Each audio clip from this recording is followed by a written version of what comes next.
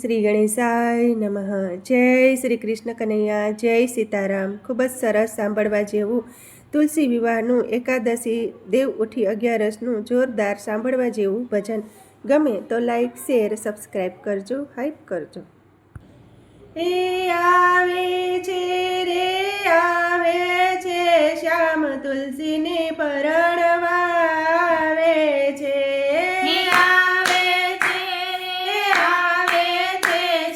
તુલસીને પરણવા આવે છે.